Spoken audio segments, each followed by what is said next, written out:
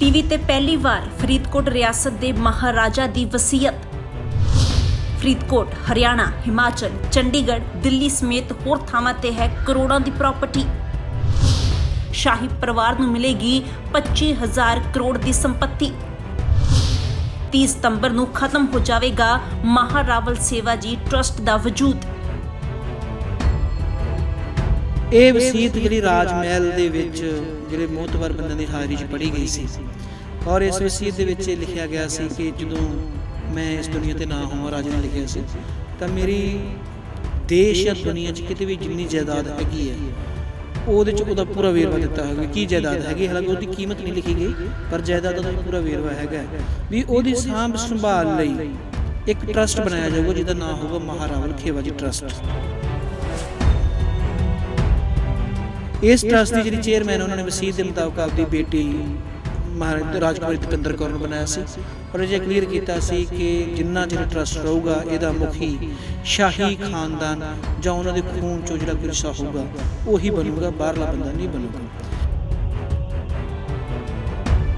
ਜਿਸ 'ਚ ਸਭ ਤੋਂ ਪਹਿਲਾਂ ਉਹਨਾਂ ਨੇ ਫਰੀਦਕੋਟ ਦਾ ਰਾਜ ਮਹਿਲ ਹੈਗਾ, ਫਰੀਦਕੋਟ ਦਾ ਕਿਲ੍ਹਾ ਹੈਗਾ, ਇੱਥੇ ਜਿਹੜਾ ਏਅਰਪੋਰਟ ਹੈਗਾ ਜਿਹੜਾ ਮਤਲਬ 100 ਸਾਲ ਤੋਂ ਵੱਧ ਪੁਰਾਣਾ ਹੈਗਾ, ਕੰਟਰੀ ਕਲੱਬ ਜਿਹੜਾ ਜਿਹਨੂੰ ਆਪਾਂ ਫੀਲਡ ਰੈਸਟ ਹਾਊਸ ਕਹਿੰਦੇ ਨੇ ਹੈਗੇ ਆ, 2 ਜੰਗਲ ਹੈਗੇ ਆ, ਕ੍ਰਿਸ਼ਨਾ ਫਾਰਮ ਹਾਊਸ ਹੈਗਾ, ਸ਼ਾਹੀ ਸਮਾਧਾਂ ਹੈਗੀਆਂ, ਮਨੀ ਮਾਜਰੇ ਕਿਲ੍ਹਾ ਹੈਗਾ, ਮਸ਼ੋਬਰੇ ਇੱਕ ਇਹਨਾਂ ਦਾ ਆਪਦਾ ਉੱਥੇ ਵੱਡਾ ਕਿਲ੍ਹਾ ਹੈਗਾ, ਚੰਡੀਗੜ੍ਹ ਦੇ ਸੈਕਟਰ 17 'ਚ ਇਹਨਾਂ ਦੇ ਹੋਟਲ ਹੈਗੇ ਆ, ਦਿੱਲੀ ਕੋਪਰਨਿਕਸ ਜਿਹੜੀ ਹੈਗੀ ਉੱਥੇ ਫਰੀਦਕੋਟ ਹਾਊਸ ਆ ਜਿਹੜਾ ਕਿ ਜਿੱਥੇ ਅੱਜ ਕੱਲ੍ਹ ਸ਼ਾਇਦ ਜਿਹੜਾ ਅਮਰੀਕਾ ਦਾ ਅੰਬੈਸਡਰ ਉਹਦੀ ਰੈਜ਼ੀਡੈਂਸ ਹੈਗੀ ਹੈ ਜਿਹਦਾ 18 ਲੱਖ ਰੁਪਏ ਪਰ ਮੰਥ ਕਿਰਾਇਆ। ਅੱਜ ਬੰਬੇ ਦੇ ਜਿਹੜੀ ਚਾਰਟਰਡ ਬੈਂਕ ਹੈਗੀ ਉਹਦੇ ਵਿੱਚ ਰਾਜੇ ਦੇ ਜਿਹੜੇ ਗਹਿਣਿਆਂ ਦਾ ਸੰਦੂਕ ਪਿਆ ਹੈਗਾ। ਇਸ ਤਰ੍ਹਾਂ ਲਾਇਡ ਬੈਂਕ ਜਿਹੜੀ ਲੰਡਨ ਹੈਗੀ ਹੈ ਉਹਦੇ ਵਿੱਚ ਬੈਂਕ ਦਾ ਜਿਹੜਾ ਫਰੀਦਕੋਟ ਰਿਆਸਤ ਦਾ ਜਿਹੜਾ ਸਰਮਾਇਆ ਪਿਆ ਹੈਗਾ।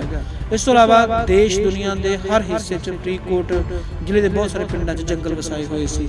ਹਰਿਆਣੇ 'ਚ ਕਾਫੀ ਪ੍ਰਾਪਰਟੀ ਆ, ਹਿਮਾਚਲ 'ਚ ਹੈਗੀ ਆ, ਦਿੱਲੀ 'ਚ ਹੈਗੀ ਆ, ਬੰਬੇ 'ਚ ਹੈਗੀ ਆ।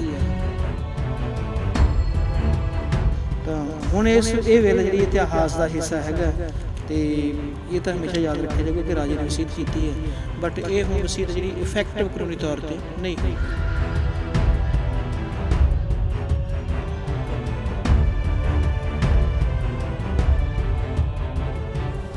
ਫਰੀਦਕੋਟ ਰਿਆਸਤ ਦੇ ਰਾਜਾ ਹਰਿੰਦਰ ਸਿੰਘ ਦੀ ਪ੍ਰੋਪਰਟੀ ਦਾ ਮਾਮਲਾ ਜਿਹੜਾ ਇਸ ਵਕਤ ਕਾਫੀ ਸੁਰਖੀਆਂ ਵਿੱਚ ਹੈ ਅਤੇ ਮਾਨਯੋਗ ਸੁਪਰੀਮ ਕੋਰਟ ਦਾ ਜੋ ਫੈਸਲਾ ਆਇਆ ਹੈ ਉਹ ਫੈਸਲਾ ਪਰਿਵਾਰ ਦੇ ਹੱਕ ਵਿੱਚ ਆਇਆ। ਮਹਿਰਾਵਲ ਖੇਵਾਜੀ ਜੋ ਟਰਸਟ ਹੈ ਇਹ 30 ਤਰੀਕ ਨੂੰ ਭੰਗ ਹੋ ਜਾਣੀ ਹੈ।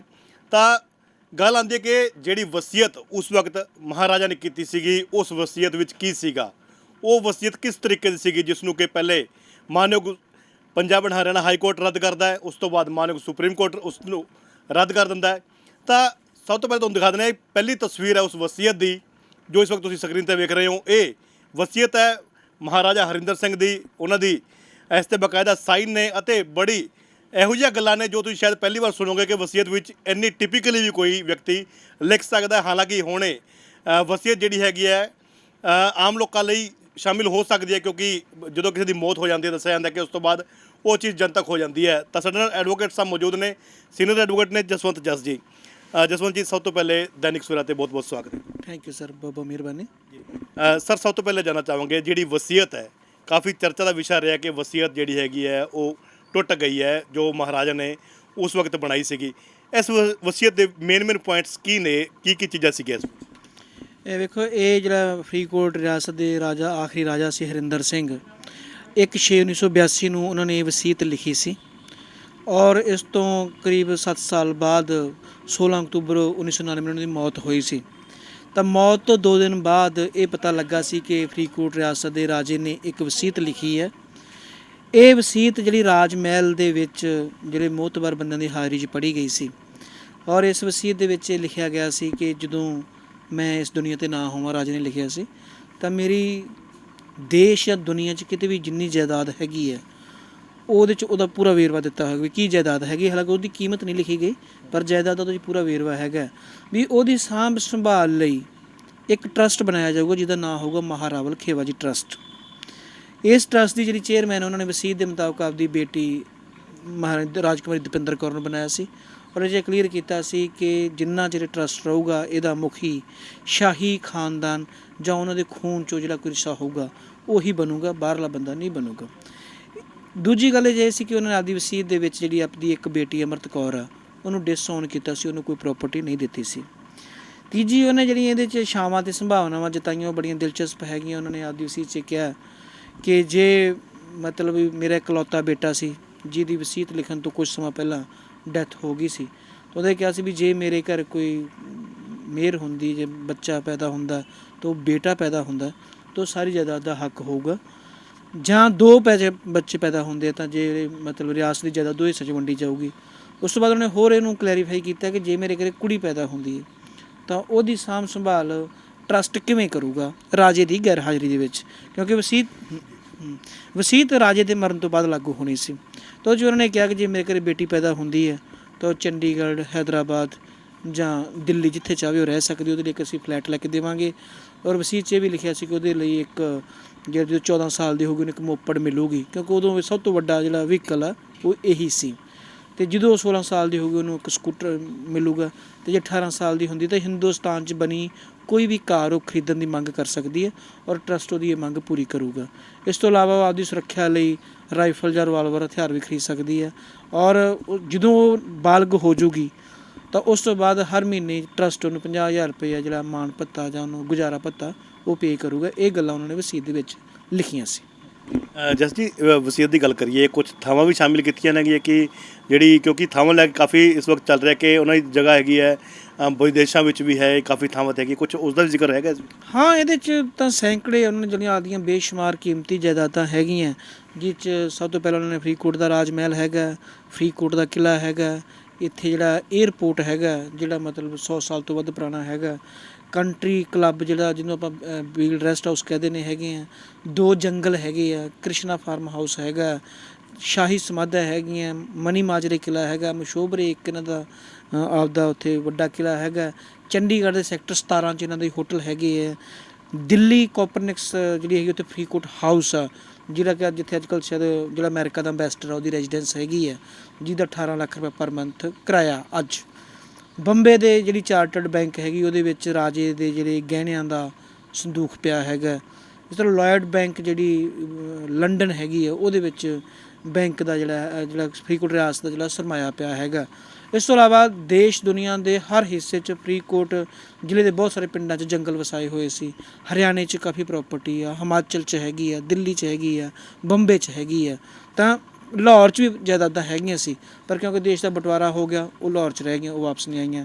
ਫਰੀਦਕੋਟ ਰਿਆਸਤ ਦੀ ਇੱਕ ਬਹੁਤ ਵੱਡੀ ਜਿਹੜਾ ਰਾਜ ਮਹਿਲ ਸੀ ਉਹ ਲਾਹੌਰ ਦੇ ਵਿੱਚ ਵੀ ਹੈਗਾ ਸੀ, ਪਰ ਕਿਉਂਕਿ ਬਟਵਾਰਾ ਹੋ ਗਿਆ ਉਹ ਉੱਥੇ ਰਹਿ ਗਈਆਂ, ਉਹ ਵਾਪਸ ਨਹੀਂ ਆਈਆਂ। ਬਾਕੀ ਸਾਰੀਆਂ ਜਾਇਦਾਦਾਂ ਦੇ ਵਿੱਚ ਵੇਰਵਾ ਹੈਗਾ। ਅਤੇ ਉਹਦੀ ਜਿਹੜੀ ਸਾਰੀ ਟੋਟਲ ਪ੍ਰੋਪਰਟੀ ਹੈਗੀ ਸੀ ਉਹਦੀ ਮਹਾਰਾਵਲ ਖੇਵਾਜੀ ਟਰਸਟ ਬਕਾਇਦਾ ਤੌਰ 'ਤੇ ਸਾਂਭ ਸੰਭਾਲ ਕਰ ਰਿਹਾ ਸੀ, ਜ਼ਮੀਨਾਂ ਠੇਕੇ 'ਤੇ ਦੇ ਰਿਹਾ ਹੈਗਾ ਸੀ। ਔਰ ਉਹ ਇਸ ਟੋਟਲ ਜਾਇਦਾਦ 'ਚੋਂ 1200 ਕਿੱਲਾ ਜ਼ਮੀਨ ਹੈ ਜਿਹੜੀ ਉਹ ਖੇਤੀਬਾੜੀ ਯੂਨੀਵਰਸਿਟੀ ਜਿਹੜੀ ਹੈਗੀ ਹੈ ਲੁਧਿਆਣੇ ਨੂੰ ਬੀਜ ਖੋਜ ਕੇਂਦਰ ਸਥਾਪਿਤ ਕਰਨ ਲਈ ਦਿੱਤੀ ਗਈ ਸੀ, ਤਾਂ ਕਿ ਨਵੇਂ ਬੀਜਾਂ ਦੀ ਖੋਜ ਕਰੇ। ਅਤੇ ਉਹ ਜਿਹੜਾ ਇਸ ਤੋਂ ਇਲਾਵਾ ਰੋਲਸ ਰਾਏ ਕਾਰਾਂ ਸੀ ਰਾਜੇ ਦੀਆਂ, ਮਤਲਬ ਜਿਹੜੀਆਂ ਦੁਰਲੱਭ ਹੈਗੀਆਂ। ਕੁਝ ਸਮਾਂ ਪਹਿਲਾਂ ਰੋਲਸ ਰਾਏ ਕੰਪਨੀ ਨੇ ਮਿਊਜ਼ੀਅਮ ਸਥਾਪਿਤ ਕਰਨ ਲਈ ਇਹ ਵਾਪਸ ਮੰਗੀਆਂ ਸੀ ਗੱਡੀਆਂ, ਅਤੇ ਮੂੰਹ ਮੰਗੀ ਕੀਮਤ ਦੇਣ ਦਾ ਐਲਾਨ ਕੀਤਾ ਸੀ, ਪਰ ਰਿਆਸਤ ਜਿਹੜਾ ਟਰੱਸਟ ਸੀ ਉਹਨੇ ਫੈਸਲੇ ਤੋਂ ਇਨਕਾਰ ਕਰਤਾ ਸੀ। ਜਸ ਜੀ, ਟਰੱਸਟ ਦੀ ਮੇਨ ਗੱਲ ਦੀ ਗੱਲਬਾਤ ਕਰੀਏ ਆਪਾਂ, ਕਿਉਂਕਿ ਹੁਣ ਤਾਂ ਚਲੋ ਕੋਰਟ ਨੇ ਨਹੀਂ ਮੰਨੀ ਇਹ ਚੀਜ਼, ਤਾਂ ਵਿਸ਼ੇਸ਼ ਤੌਰ 'ਤੇ ਗੱਲ ਬਰੀ ਜੋ ਟਰੱਸਟੀ ਜੋ ਚਲਾ ਰਹੇ ਨੇ ਕਿ ਉਹਨਾਂ ਦਾ ਵੀ ਕਿਤੇ ਨਾ ਕਿਤੇ ਇਸ ਜ਼ਿਕਰ ਹੈਗਾ ਜੋ ਵਸੀਅਤ ਹੈਗੀ। ਹਾਂ, ਇਹਦੇ ਵਿੱਚ ਵੇਖੋ ਉਹਨਾਂ ਦਾ ਮੈਮੋ ਉਹਨਾਂ ਹਾਊਸਦਾਰਾਂ ਨੇ ਕਿਹਾ ਸੀ ਵੀ ਜਿਹੜਾ ਟਰੱਸਟ ਹੋਊਗਾ ਉਹਦੇ ਵਿੱਚ ਜਿਹੜਾ ਸਾਡੇ ਖੂਨ 'ਚੋਂ ਜਿਹੜਾ ਬੰਦਾ ਹੋਊਗਾ ਉਹ ਚੇਅਰਮੈਨ ਹੋਊਗਾ, ਅਤੇ ਇੱਕ ਜਿਹੜਾ ਮਹਿਮੂਆਨਾ ਖਾਨਦਾਨ ਸੀ ਇਹ ਇਹਨਾਂ ਦਾ ਆਪਦਾ ਖਾਨਦਾਨ ਸੀ। ਉਹਨਾਂ ਕਿਹਾ ਸੀ ਵੀ ਉਸ ਖਾਨਦਾਨ 'ਚੋਂ ਵੀ ਹਮੇਸ਼ਾ ਇੱਕ ਬੰਦਾ ਜਿਹੜਾ ਹੈਗਾ ਉਹ ਇਸ ਟਰੱਸਟ ਦਾ ਮੈਂਬਰ ਰਹੂਗਾ। ਅਤੇ ਉਹਦੇ 'ਚ ਬਾਕੀ ਇਹ ਸੀ ਵੀ ਜਿਹੜੀ ਚੋਣ ਹੋਊਗੀ ਅਤੇ ਜਿਹਨੂੰ ਮਾਰਨ ਦਪਿੰਦਰ ਕੌਰ ਸਹਿਮਤੀ ਦੇਊਗੀ, ਉਹਦੀ ਸਹਿਮਤੀ ਤੋਂ ਬਿਨਾਂ ਕੋਈ ਮੈਂਬਰ ਬਣ ਨਹੀਂ ਸਕਦਾ ਸੀ। ਸੁਪਰ ਪਾਵਰ ਜਾਂ ਵੀਟੋ ਪਾਵਰ ਮਹਾਰਾਣੀ ਦਪਿੰਦਰ ਕੌਰ ਕੋਲ ਸੀ। ਤਾਂ ਨੈਚੁਰਲੀ ਵੀ ਟਰੱਸਟ ਜਿਹੜਾ ਹੈਗਾ ਸੀ ਉਹ ਸ਼ਾਹੀ ਪਰਿਵਾਰ ਦੀ ਭਰੋਸੇਯੋਗਤਾ ਵਾਲੇ ਵਿਅਕਤੀਆਂ ਦਾ ਹੀ ਸੀ। ਅਤੇ ਇਹਦੇ ਸਮੇਂ 'ਤੇ ਚੀਫ ਐਗਜ਼ੀਕਿਊਟਿਵ ਆਫਿਸਰ ਚੇਂਜ ਹੁੰਦੇ ਰਹੇ ਆ, ਲੀਗਲ ਐਡਵਾਈਜ਼ਰ ਚੇਂਜ ਹੁੰਦੇ ਰਹੇ ਆ। ਪਹਿਲਾਂ ਰਣਜੀਤ ਸਿੰਘ ਵੈਨੀਵਾਲ ਇਹਨਾਂ ਦੇ ਲੀਗਲ ਐਡਵਾਈਜ਼ਰ ਸੀ, ਉਹਨਾਂ ਦੀ ਡੈਥ ਹੋ ਗਈ, ਫਿਰ ਹੁਣ ਨਵਜੋਤ ਸਿੰਘ ਵੈਨੀਵਾਲ ਆ ਗਈ। ਜਾਂ ਇਹ ਕਹਿ ਲਓ ਵੀ ਟਰੱਸਟ ਦੇ ਜਿਹੜੇ ਬਹੁਤ ਸਾਰੇ ਮੁਖੀ ਪਹਿਲਾਂ ਕਰਨਾ ਬਲਵੀਰ ਸਿੰਘ ਸੀ, ਫਿਰ ਲਲਿਤ ਮੋਹਨ ਗੁਪਤਾ ਜੀ ਆਏ, ਹੁਣ ਜਿਹੜੇ ਹੈਗੇ ਆ ਇਸ time chief executive Jagir Singh ਸਰਾਂ IGBSF 'ਚੋਂ ਰਿਟਾਇਰ ਹੋਏ ਆ, ਉਹ ਇਹਦੇ ਇਸ ਟਰਸਟ ਦੇ ਆਖਰੀ ਜਿਹੜੇ ਉਹ CEO ਸਾਬਤ ਹੋਣਗੇ। ਅਤੇ ਜਿਹੜਾ ਚੇਅਰਮੈਨ ਸੀ ਜਿੰਨਾ ਚਿਰ ਮਹਾਰਾਣੀ ਦੀਪਿੰਦਰ ਕੌਰ ਜਿਉਂਦੀ ਰਹੀ ਉਹ ਰਹੀ ਹੈ, ਜਦੋਂ ਉਹਨਾਂ ਦੀ ਡੈਥ ਹੋ ਗਈ ਤਾਂ ਉਹਨਾਂ ਦਾ ਜਿਹੜਾ ਬੇਟਾ ਸੀ ਜੈ ਚੰਦ, ਜਿਹੜਾ ਵਰਧਮਾਨ ਜਿਹੜੀ ਰਿਆਸਤ ਹੈਗੀ ਆ ਉਹਦਾ ਜਿਹੜਾ ਉਹ ਰਾਜਕੁਮਾਰ ਆ ਅਤੇ ਇਹਨਾਂ ਦਾ ਜਵਾਈ ਸੀ, ਉਹ ਉਹਦਾ ਚੇਅਰਮੈਨ ਬਣਿਆ ਸੀ। ਦੱਸਦੇ ਕਿ ਬੜੇ ਸਿਗਨੇਚਰ ਵਗੈਰਾ ਵੀ ਕਰਦੇ ਸੀਗੇ, ਕੁਛ ਤਸਵੀਰ ਜ਼ਰੂਰ ਦੇਖਣਾ ਚਾਹਾਂ। ਸਾਈਨ ਜ਼ਰੂਰ ਤੁਸੀਂ ਉਹਦੇ ਵੇਖੋਗੇ, ਰਾਜਾ ਹਰਿੰਦਰ ਸਿੰਘ ਦੇ ਸਾਈਨ ਆ ਜਿਹੜੇ ਇਸ ਵਸੀਅਤ 'ਤੇ ਬਕਾਇਦਾ ਤੌਰ 'ਤੇ ਇਹ ਹੋਏ ਆ ਸਾਈਨ ਉਹਨਾਂ ਦੇ, ਬੜੇ ਮਤਲਬ ਉਹਨਾਂ ਦੇ ਖੂਬਸੂਰਤ ਸੀ। ਉਹਨਾਂ ਨੇ ਫਾਈਨ ਆਰਟਸ ਦੇ ਵਿੱਚ MA ਕੀਤੀ ਹੋਈ ਸੀ ਲਾਹੌਰ ਕਾਲਜ ਤੋਂ, ਇਸ ਕਰਕੇ ਉਹ ਲਿਖਾਈ ਲਿਖੂਈ ਵਿੱਚ ਉਹਨਾਂ ਦਾ ਬੜਾ ਹੈਗਾ ਸੀ, ਅਤੇ ਹਰੇਕ ਪੇਜ 'ਤੇ ਉਹਨਾਂ ਦੇ ਸਾਈਨ ਹੈਗੇ ਆ, ਇਹ ਤੁਸੀਂ ਵੇਖ ਸਕਦੇ ਹੋ। ਤਾਂ ਇਹ ਜਿਹੜੇ ਸਾਈਨ ਕੀਤੇ ਹੋਏ ਆ, ਇਹਨਾਂ ਸਾਈਨਾਂ ਨੂੰ ਜਿਹੜਾ ਹੈਗਾ ਉਸ ਵੇਲੇ ਦਾ ਤਹਿਸੀਲਦਾਰ ਆ, ਰਜਿਸਟਰਾਰ ਜਿਹਨੂੰ ਆਪਾਂ ਕਹਿੰਦੇ ਹਾਂ, ਉਹਨੇ ਇਹ ਜਿਹੜੇ ਸਾਈਨ ਤਸਦੀਕ ਕੀਤੇ ਹੋਏ ਆ, ਹਰੇਕ ਪੇਜ ਨੂੰ ਉਹਨਾਂ ਨੇ ਆਪ ਸਾਈਨ ਕੀਤਾ ਹੈਗਾ ਇੰਗਲਿਸ਼ ਦੇ ਵਿੱਚ, ਔਰ ਇੱਥੇ ਉਹਨਾਂ ਨੇ 2 ਸਾਈਨ ਕੀਤੇ ਹੋਏ ਆ, ਇਹ ਨਾਲ ਜਿਹੜੇ ਹੁੰਦੇ ਗਵਾਹ ਉਹਨਾਂ ਦੇ ਸਾਈਨ ਆਏ ਹੋਏ ਆ। ਜਸ ਜੀ, ਹੁਣ ਗੱਲ ਆ ਜਾਂਦੀ ਹੈ ਕਿ ਬੜਾ ਜੇਕਰ ਦੇਸ਼ ਦੀ ਗੱਲ ਕਰੀਏ ਆਪਾਂ, ਕਾਫੀ ਵੱਡੇ ਕੇਸਾਂ ਦੀ ਗੱਲ, ਤਾਂ ਸਭ ਤੋਂ ਵੱਡੇ ਕੇਸਾਂ ਵਿੱਚੋਂ ਸ਼ਾਇਦ ਇਹ ਕੇਸ ਹੋਊਗਾ ਇਹ ਵਾਲਾ, ਜਿਹੜਾ ਕਿ ਇਸ ਤਰੀਕੇ ਦਾ ਫੈਸਲਾ ਹੋਇਆ। ਹਾਂ, ਵੈਸੇ ਤਾਂ ਇਹ ਕਿਹਾ ਜਾਂਦਾ ਵੀ ਉੱਤਰੀ ਭਾਰਤ 'ਚ ਤਾਂ ਇਹ ਪਹਿਲੀ ਵਾਰੀ ਹੈਗਾ ਕਿ ਕਿਸੇ ਰਿਆਸਤ ਦੀ ਸਾਂਭ ਸੰਭਾਲ ਨੂੰ ਲੈ ਕੇ ਮਤਲਬ ਵਿਵਾਦ ਹੈਗਾ ਉਹ ਇੰਨਾ ਲੰਬਾ ਚੱਲਿਆ, ਜਾਂ ਇਹ ਕਹਿ ਲਓ ਕਿ ਪੰਜਾਬ ਦੀਆਂ ਰਿਆਸਤਾਂ ਦੇ ਵਿੱਚ ਫਰੀਦਕੋਟ ਰਿਆਸਤ ਸਭ ਤੋਂ ਅਮੀਰ ਰਿਆਸਤ ਸਾਬਤ ਹੋਈ ਆ। ਪਟਿਆਲਾ ਰਿਆਸਤ ਚਲੋ ਕਿਉਂਕਿ ਹਜੇ ਉਹਨਾਂ ਦੇ ਜਿਹੜੇ ਬੱਚੇ ਜਿਉਂਦੇ ਹੈਗੇ ਆ, ਮਹਾਰਾਜਾ ਭੁਪਿੰਦਰ ਸਿੰਘ ਦੇ ਬੇਟਾ ਜਿਹੜਾ ਸੀ ਉਹਨਾਂ ਦਾ ਕੈਪਟਨ ਅਮਰਿੰਦਰ ਸਿੰਘ, ਅਤੇ ਉਹਦੇ ਦੋਵੇਂ ਭਰਾ ਜਿਉਂਦੇ ਗਾ, ਉਹਨਾਂ ਦੇ ਬੱਚੇ ਹੈਗੇ ਉਹ ਤਾਂ ਹਜੇ ਆਪ ਹੀ ਸਾਂਭ ਸੰਭਾਲ ਕਰ ਰਹੇ ਆ। ਹਾਲਾਂਕਿ ਉਹਨਾਂ ਨੇ ਵੀ ਹੁਣ ਜਿਹੜਾ ਹੈਗਾ ਤਾਜ ਕੰਪਨੀ ਨੂੰ ਕੰਟਰੈਕਟ ਕਰ ਲਿਆ ਕੁਛ ਬਿਲਡਿੰਗਸ ਉਹਨਾਂ ਨੂੰ ਦੇਣ ਬਾਰੇ। ਤਾਂ ਇਹ ਇੱਕ ਵਿਲੱਖਣ ਕਿਸਮ ਦੀ ਅਦਾਲਤੀ ਲੜਾਈ ਸੀ ਜਿਹੜੀ ਆਮ ਸੁਣਨ ਨੂੰ ਨਹੀਂ ਮਿਲਦੀ ਸੀ, ਔਰ ਇਹ ਇਸ ਤਰ੍ਹਾਂ ਇਹ ਸ਼ਾਇਦ ਇਹਨੂੰ ਰੋਇਲ ਵਿਲ ਕਹਿ ਸਕਦੇ ਹਾਂ ਕਿ ਇੱਕ ਸ਼ਾਹੀ ਪਰਿਵਾਰ ਦੀ ਵਿਲ ਸੀ ਜਿਹੜੀ ਰੱਦ ਹੋਈ ਹੈ। ਸ਼ਾਇਦ ਪਹਿਲਾਂ ਇਸ ਤਰ੍ਹਾਂ ਦਾ ਨਹੀਂ ਕਿਤੇ ਇਤਿਹਾਸ 'ਚ ਮਿਲਦਾ ਹੈਗਾ ਕਿ ਇੰਨੇ ਵੱਡੇ ਰਾਜੇ ਦੀ ਜਿਹੜਾ ਸਟੇਟ ਦਾ ਮਾਲਕ ਸੀ ਉਹਦੀ ਵਸੀਅਤ ਹੀ ਫਰਜ਼ੀ ਤਿਆਰ ਹੋ ਗਈ, ਔਰ ਉਹ ਬਾਅਦ 'ਚ ਅਦਾਲਤ ਤੋਂ ਰੱਦ ਕਰਨੀ ਪਈ। ਉਹ ਕਿਉਂ ਹਾਲਾਤਾਂ 'ਚ ਬਣੀ ਹੈ ਜਾਂ ਕਿੰਨਾ ਹਾਲਾਤਾਂ 'ਚ ਰੱਦ ਹੋਈ ਹੈ, ਇਹ ਹੁਣ ਇੱਕ ਵੱਖਰੀ ਡਿਬੇਟ ਦਾ ਇਸ਼ੂ ਹੈਗਾ।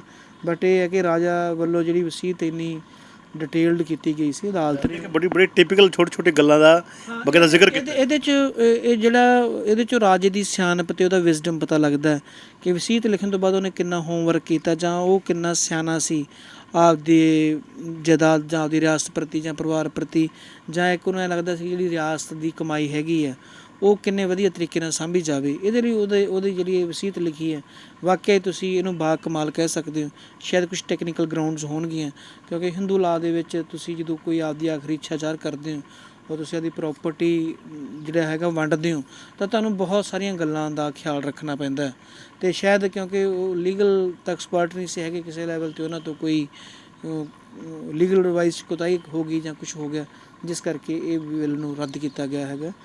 ਤਾਂ ਹੁਣ ਇਹ ਬਿੱਲ ਜਿਹੜੀ ਇਤਿਹਾਸ ਦਾ ਹਿੱਸਾ ਹੈਗਾ, ਅਤੇ ਇਹ ਤਾਂ ਹਮੇਸ਼ਾ ਯਾਦ ਰੱਖਿਆ ਜਾਊਗਾ ਕਿ ਰਾਜੇ ਨੇ ਵਸੀਅਤ ਕੀਤੀ ਹੈ, ਬਟ ਇਹ ਹੁਣ ਵਸੀਅਤ ਜਿਹੜੀ ਇਫੈਕਟਿਵ ਕਾਨੂੰਨੀ ਤੌਰ 'ਤੇ ਨਹੀਂ ਹੋਊਗੀ। ਜੀ ਬਿਲਕੁਲ, ਤਾਂ ਇੱਕ ਵਾਰ ਫਿਰ ਤੋਂ ਤੁਹਾਨੂੰ ਦਿਖਾ ਦਿੰਦੇ ਹਾਂ। ਇਹ ਆਖਰੀ ਤਸਵੀਰ ਹੈ ਅਤੇ ਪਹਿਲੀ ਤਸਵੀਰ ਹੈ ਉਸ ਵਸੀਅਤ ਦੀ ਜੋ ਕਿ ਰਾਜਾ ਹਰਿੰਦਰ ਸਿੰਘ ਵੱਲੋਂ ਦੱਸਿਆ ਜਾ ਰਿਹਾ ਕਿ ਲਿਖੀ ਗਈ ਸੀ। ਹਾਲਾਂਕਿ ਹੁਣ ਇਸ ਦੀ ਕੋਈ ਯੋਗਤਾ ਨਹੀਂ ਰਹਿ ਗਈ ਹੈ, ਕਿਉਂਕਿ ਮਾਨਯੋਗ ਸੁਪਰੀਮ ਕੋਰਟ ਨੇ ਇਸ ਨੂੰ ਨਹੀਂ ਅਪਰੂਵਲ ਦਿੱਤੀ ਹੈ, ਇਸ ਨੂੰ ਰੱਦ ਕਰ ਦਿੱਤਾ ਹੈ। ਜਿਹੜੀ ਸੰਸਥਾ ਬਣਾਈ ਗਈ ਸੀਗੀ ਮਹਿਰਾਵਲ ਖੇਵਾ ਜੀ ਟਰਸਟ ਜਿਹੜਾ ਸੀਗਾ, 30 ਤਰੀਕ ਨੂੰ ਉਹਦੇ ਤਮਾਮ ਅਧਿਕਾਰ ਜਿਹੜੇ ਸਮਾਪਤ ਹੋ ਜਾਣਗੇ ਅਤੇ ਤਮਾਮ ਤਰੀਕੇ ਜੋ ਪ੍ਰੋਪਰਟੀ ਹੈਗੀ ਹੈ ਇਹ ਰਾਜਾ ਦੇ ਵੰਸ਼ਜ ਯਾਨੀ ਕਿ ਉਹਨਾਂ ਦੇ ਪਰਿਵਾਰ ਕੋਲ ਜਾਵੇਗੀ। ਫਿਲਹਾਲ ਵੇਖਦੇ ਹਾਂ ਕਿ ਉਹ ਜੇ ਵੰਡ ਹੋਣੀ ਹੈ, ਵੰਡ ਵਿੱਚ ਕਿਸ ਤਰੀਕੇ ਦਾ ਕੀ ਕੁਝ ਨਵਾਂ ਨਿਕਲ ਕੇ ਸਾਹਮਣੇ ਆਉਂਦਾ ਹੈ। ਪਹਿਲੀ ਤਸਵੀਰ ਤੁਹਾਡੇ ਨਾਲ ਵਸੀਅਤ ਦੀ ਸਾਂਝੀ ਕੀਤੀ ਹੈ। ਫਿਲਹਾਲ ਵੇਖਦੇ ਹਾਂ ਕਿ ਇਸ ਪੂਰੇ ਮਾਮਲੇ ਵਿੱਚ ਅਗਲੀ ਅਪਡੇਟ ਕਿਸ ਤਰੀਕੇ ਦੀ ਆਉਂਦੀ ਹੈ। ਫਰੀਦਕੋਟ ਤੋਂ ਕੈਮਰਾ ਪਰਸਨ ਰਾਜੇਸ਼ ਬਾਗੜੀ ਦੇ ਨਾਲ ਸੂਰਜ ਪ੍ਰਕਾਸ਼, ਦੈਨਿਕ ਸਵੇਰਾ TV।